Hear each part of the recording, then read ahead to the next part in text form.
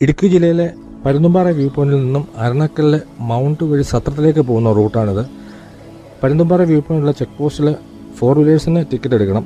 2 wheelers അലൗഡാണ്. അവിടുന്ന് മുന്നോട്ട് പോയിട്ട് ഒരു 3-4 കിലോമീറ്റർ ചെല്ലുമ്പോഴത്തേക്ക് വലത്തേക്ക് സത്രത്തിലേക്കുള്ള റൂട്ട് മെൻഷൻ ചെയ്തിട്ടുണ്ട്. ആ റൂട്ടിൽ അരണക്കല്ല് വഴി സത്രത്തിലേക്ക് പോവുക.